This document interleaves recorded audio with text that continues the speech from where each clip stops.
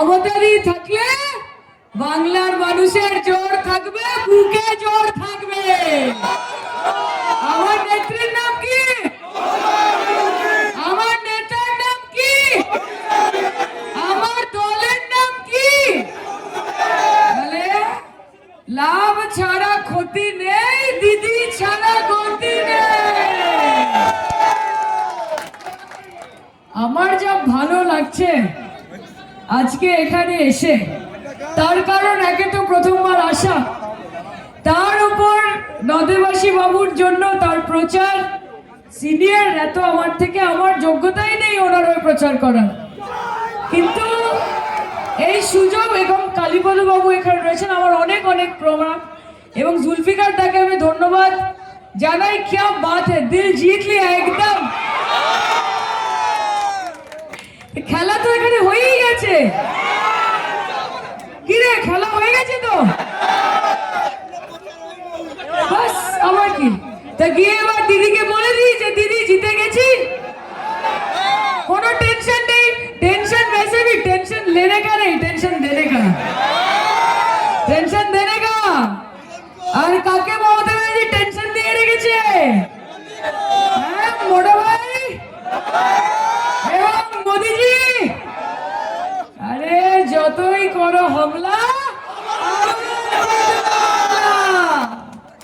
বাংলাকে ঘৃণা করে, বাঙালিকে ঘৃণা করে, বাংলা ভাষাকে ঘৃণা করে, বাংলা বললে বলে বাংলাদেশি, বাংলা ভাষা বললে বলে বাংলাদেশি ভাষা।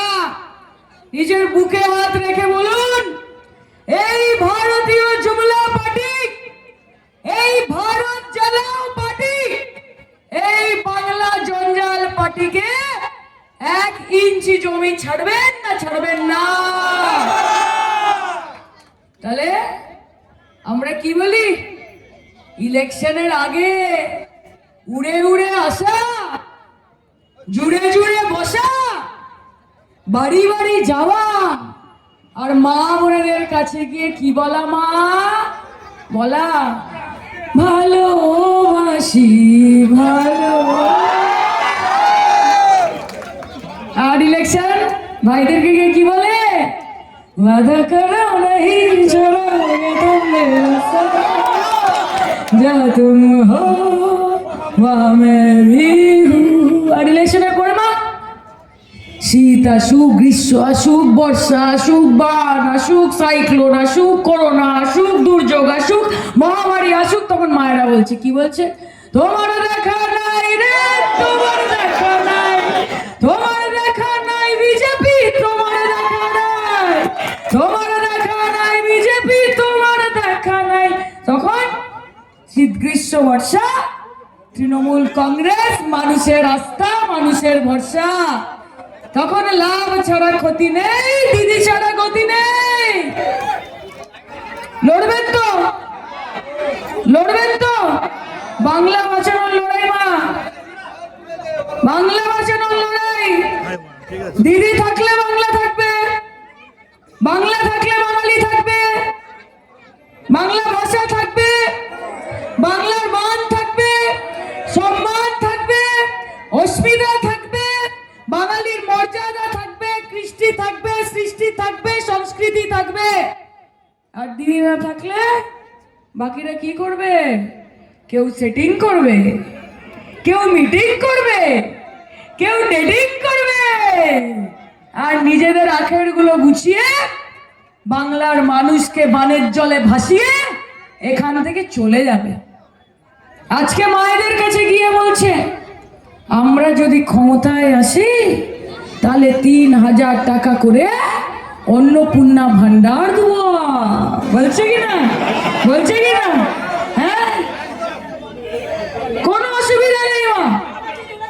যদি এই কথা বলতে আসে, যদি তোমার বাড়ি গিয়ে বলে যে 3000 টাকা অন্নপূর্ণা ভান্ডার দেবো, বলবে আগে 1500 টাকা অ্যাডভান্স দাও দেখি,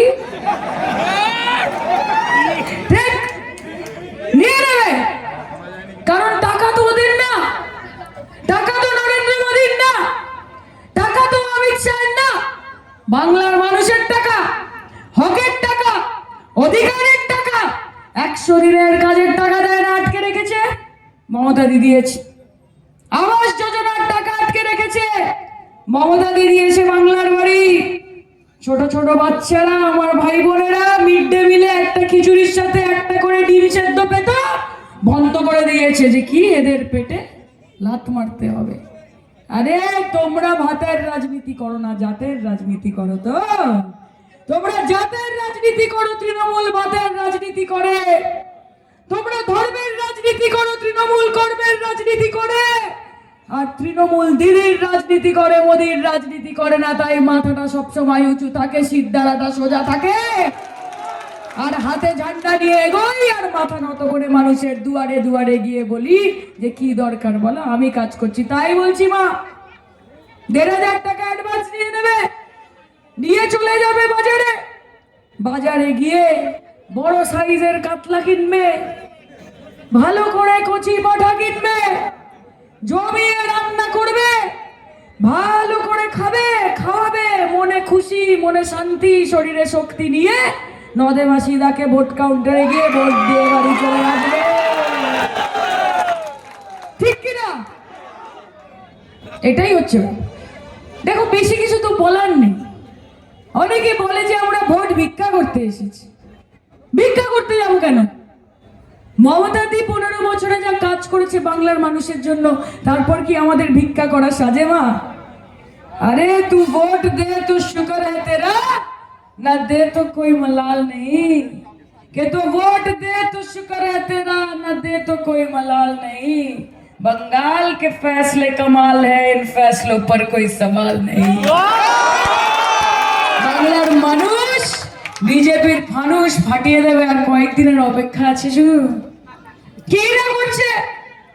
ইডি এনেছে, সিবিআই এনেছে, এনআইএ এনেছে, ইনকাম ট্যাক্স এনেছে, ইলেকশন কমিশন অফ ইন্ডিয়া, এখন ইলেকশন কমিশন অফ ভারতীয় জনতা পার্টি। একদিকে আমার দিদি আর একদিকে এরা সবাই কংগ্রেস বিপক্ষে, বিজেপি বিপক্ষে, সিপিএম বিপক্ষে, আইএসএফ বিপক্ষে, মিম বিপক্ষে, আর অন্যদিকে আমার দিদি একা দাঁড়িয়ে আছে। এতদিন যখন বিরোধীদের ওপর রাগ হতো, কাউকে ধমকানোর ইচ্ছে হতো, চমকানোর ইচ্ছে হতো, ভয় দেখানোর ইচ্ছে হতো, তখন বাড়িতে ইডি পাঠিয়ে দিত। সকালবেলা বেল বাজতো ভোর 6টায়, টিং টং টিং টং। দারোয়ান চোখ মুছতে মুছতে জিজ্ঞেস করতো কে এসেছে, কে এসেছে। ওই পাশ থেকে আওয়াজ আসতো যে তোর মালিককে গিয়ে বল ইডি এসেছে, ইডি এসেছে। আর এবার বাংলার মানুষ কি দেখলো? আরে নামটা মমতা ব্যানার্জি। দুপুর 11টা বেল বাজলো আইপ্যাকের অফিসে, টিং টং টিং টং। এই পাশ থেকে ইডি বলল কে এসেছে, কে এসেছে। ওই দিক থেকে আওয়াজ আসলো যে তোর মালিককে গিয়ে বল দিদি এসেছে, দিদি এসেছে। কাজে বাঘের মুখে যদি হাত দাও, তাহলে হাতটা কি আর ফেরত আসবে? শুনুন, গাধার পেছনে দাঁড়ালে গাধার বাচ্চা হবে, আর বাঘের পেছনে দাঁড়ালে বাঘের বাচ্চা হবে। আমরা যার পেছনে দাঁড়িয়েছি সে বাংলার বাঘিনী মমতা ব্যানার্জি। তার নাম মমতা ব্যানার্জি। যে তোমার আছে ইডি সিবিআই, কোটি কোটি টাকা, কারি কারি ক্ষমতা। কে তোমার আছে ইডি সিবিআই, কোটি কোটি টাকা, কারি কারি ক্ষমতা। আর আমার আছে হাওয়াই চটি, সাদা শাড়ি, একটাই মমতা। খেলা হবে, খেলা হবে, খেলা হবে। খেলবেন তো? হাত তুলে লড়বেন তো? মা জিতবে তো? মমতাকে জেতাবে তো? মমতা দি তোমার ঘরের মেয়ে তো মা? একলা নেতাই, একলা নেতাই, একলা নেতাই, একলা নেতাই, হরিণ